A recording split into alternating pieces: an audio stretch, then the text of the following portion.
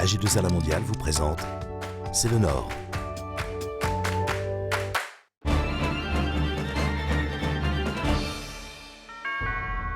Bonjour, C'est le Nord s'intéresse aujourd'hui à la culture.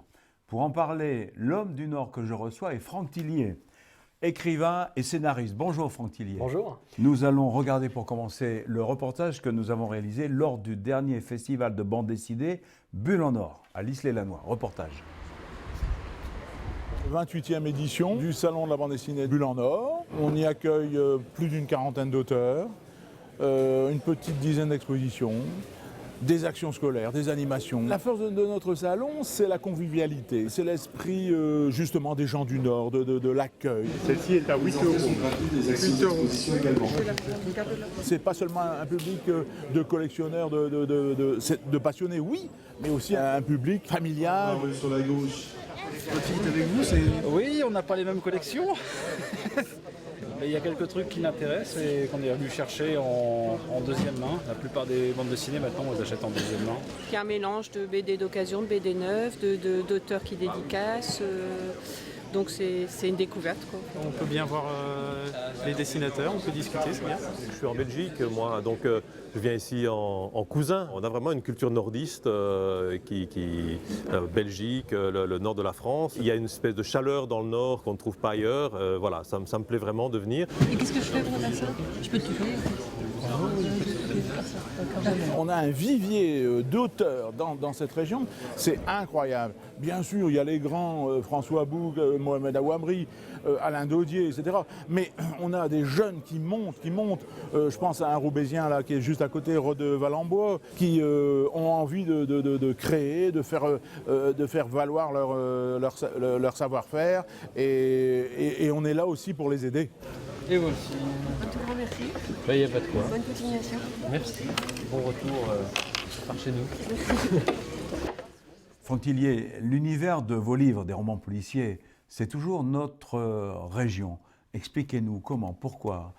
C'est parce que je suis originaire de la région, c'est ma région, donc j'aime beaucoup en parler dans mes romans. C'est une région qui a beaucoup de choses à raconter. Alors moi j'écris du polar, donc j'essaye de faire peur aux gens. Donc la région c'est un personnage qui va m'être utile pour créer des intrigues policières. Et surtout la dominante de mes romans, il y a une dominante un peu scientifique puisque c'est ma formation, j'étais ingénieur en informatique. Donc je mets toujours des intrigues en rapport avec la médecine, le cerveau, la mémoire. Donc voilà, c'est un peu l'univers de mes livres. Alors, vous parliez de votre formation, votre parcours. Vous avez débuté comme informaticien à Dunkerque. Alors, comment devient-on d'informaticien auteur de romans policiers à succès? Écrire un livre, c'est raconter une histoire. Et c'est vrai que j'ai eu, à un moment donné de ma vie, envie de raconter des histoires. Quand j'étais plus jeune, je regardais beaucoup de films d'horreur, des films policiers. Je lisais aussi dans cette catégorie-là. Et on me racontait des histoires. Et j'ai eu, à un moment donné, j'en ai eu assez qu'on me raconte des histoires. Donc j'ai pris mon clavier d'ordinateur et je me suis mis à imaginer une histoire. Et c'est comme ça que ça a démarré, presque du jour au lendemain, finalement. Et je me suis rendu compte que j'aimais ça, raconter des histoires, transmettre la peur aux gens, transmettre le suspense. Et aujourd'hui, voilà, c'est mon métier à plein temps. Et dans ce domaine, vous avez eu des maîtres? Oui, alors on a tous des maîtres, puisqu'il faut avoir lu pour pouvoir écrire. Alors à l'époque, encore aujourd'hui d'ailleurs, c'était Stephen King, beaucoup pour la partie très imaginaire et très horrifique. Et après le roman à énigmes classiques, Agatha Christie, Conan Doyle à l'époque, et puis aujourd'hui pas mal d'auteurs contemporains, des Suédois, des Nordiques, des Américains, des Français aussi. Alors vous constatez comme nous que le Nord-Pas-de-Calais bouge beaucoup sur le plan culturel. Comment expliquez-vous ça? Aujourd'hui, je crois qu'il y a un besoin un peu de rompre avec ce passé très, très noir et de s'ouvrir au monde. Je crois que le Louvre-Lens, c'en est la plus parfaite illustration puisqu'il est en plein bassin minier. Il est un peu un lien finalement entre le passé et le futur, entre les métiers de la mine et la culture de manière générale. Merci Franck Tillier.